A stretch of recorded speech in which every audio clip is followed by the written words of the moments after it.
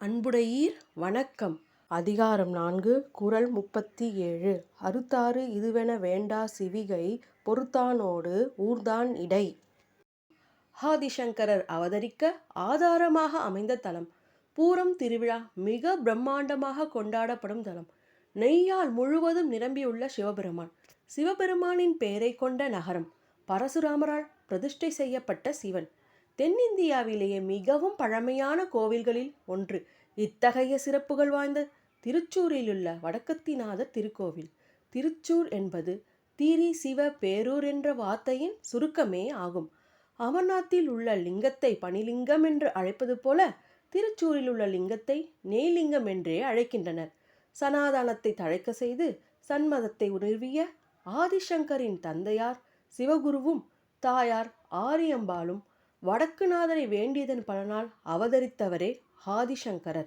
வடக்கத்திநாதர் கோவில் தென்கைலாயம் என்றும் வடக்கத்திநாதரை தரிசித்தால் காசி சென்ற பலன் கிடைக்கும் என்பது நம்பிக்கை.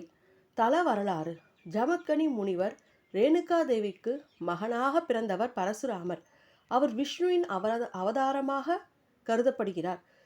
ஜமக்கனி முனிவரிடம் இருந்து காமதேனு பசுவின் சிறப்புகளை அறிந்த கார்த்த வீரியன் என்ற மன்னன் அந்த பசுவை திருடி சென்று விட்டான். கார்த்த வீரியனை கொன்று பசுவை மீட்டு வந்தார் பரசுராமர். இதனால் கோபம் கொண்ட கார்த்த வீரியனின் மகன்கள் ஜமத்கனியை கொன்றனர்.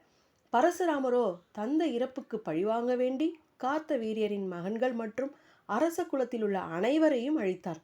இதனால் ஏற்பட்ட பாவத்தை போக்கவே சிவபெருமானுக்கு கோவில் கட்ட விரும்பினார். பரசுராமர் கடல் அரசனிடம் வேண்ட கடல் அரசனும் அதற்கிணங்கி பரசுராமனின் கையில் இருந்த கோடாரியை வீசி எறிந்து அந்த கோடாரி விழுந்த இடம் வரை கடல் உள்வாங்கி புதிய நிலப்பரப்பு உண்டானது. நிலப்பரப்பில் மேடான ஒரு பகுதியில் முதல் கோவில் அமைக்க பரசுராமன் விரும்பினார். வடக்கு பகுதியில் இருந்த ஒரு நிலத்தில் சிறிய குன்று போல் உயர்த்தி கோவில் அமைத்தார். சிவபெருமான் தன்னுடைய சிவகணங்களில் ஒன்றான சிம்மோதரனை அனுப்பினார். கோவில் நடைபெற்று வரும் பணிகளை கவனித்து வர சொன்னார்.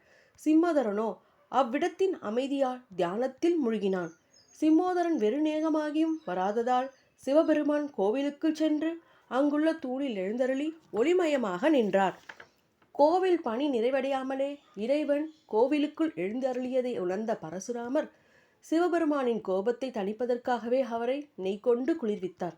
இதனால் இறைவனின் திருவுருவம் நெய்லிங்கமாக மாறியது. மூலவருக்கு எப்போதும் நெய்யினால் அபிஷேகமும் சில சமயங்களில் பன்னீர் சந்தனம் அபிஷேகமும் செய்வதும் உண்டு.